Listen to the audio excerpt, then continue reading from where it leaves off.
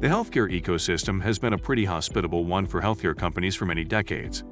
Although some companies were more successful than others, and some even completely failed, the overall ecosystem continued to thrive and was relatively stable. Healthcare actually became the largest industry, reaching over $3 trillion annually, or almost 18% of total GDP in the United States. And although healthcare organisms came in different types, providers and payers, pharma and devices, pharmacies and hospitals, they all came from the same corporate species, Bureaucraticosaurus conservativa. And for the most part, the different types of health companies stuck to their respective niche in the ecosystem. They competed with other types of healthcare companies for resources, for example, providers vs payers, but they rarely encroached on each other's niches. Case in point, not many health plans owned hospitals. Healthcare companies were mostly content to enjoy the benefits of the constantly growing budgets allocated to healthcare products and services. Over the last couple of decades, however, a new species of corporate organisms came onto the economic scene. Some of the members of this new species are Amazon and Google in the United States and Tencent and Alibaba in China. How do I justify the naming of a new corporate species? There are three characteristics of corporate organisms where this new species is significantly different from known ones. The first is their metabolism, which is their ability to consume resources, whether financial, human, or material, and use them to grow, create, and deliver goods and services. The second is their perception, which is their ability to collect data, sense changes in the environment, and to respond to those changes. And the last is their homeostasis, which is the ability to maintain relative stability of their structure and function, and to maintain the integrity and survival of the corporate organism. When viewed through these three lenses, the new corporate species, DeepLearnicus Gargantuan Agileii, is different from traditional corporate species, Bureaucraticosaurus conservativa, in the following ways. The first differentiating characteristic of these new organizations is an extremely efficient metabolism, coupled with an ability to consume huge amounts of resources, allowing them to grow as corporate organisms to massive size at rates unprecedented in corporate history.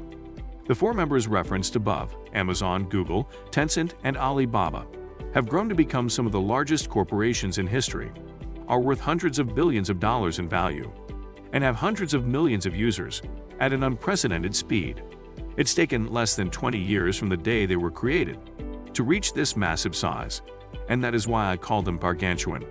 To learn more about how extremely unusual these corporations' ability to grow and scale is, I refer you to Geoffrey West's book, Scale: The Universal Laws of Growth, Innovation, Sustainability, and the Pace of Life in Organisms, Cities, Economies, and Companies. I will put a link to this book in the notes below. The second differentiator is an unprecedented ability to collect and process data, and to intelligently learn to control and direct corporate behavior to improve current goods and services, and to create new ones. This is achieved by using cloud computing infrastructure and deep learning algorithms to collect and process data at rates tens to hundreds of times faster than other corporations, and that is why I call them DeepLearnicus. The final differentiator is a new corporate management system that allows them to maintain corporate homeostasis, which is the ability to maintain integrity and stability despite these extreme growth and adaptive learning rates. This new management system is called Agile Management, hence the Agileii. I will also include a link below to Stephen Denning's book The Age of Agile: How Smart Companies Are Transforming the Way Work Gets Done. If you're interested in learning more about Agile management, I strongly recommend this book. To summarize, DeepLearnicus Gargantuan Agileii are bigger, smarter, faster, and more adaptive than Bureaucraticosaurus conservativa. DeepLearnicus has disrupted every industrial ecosystem which it entered, and now it is set to do the same to the healthcare ecosystem. So what can Bureaucraticosaurus do to survive the DeepLearnicus incursion?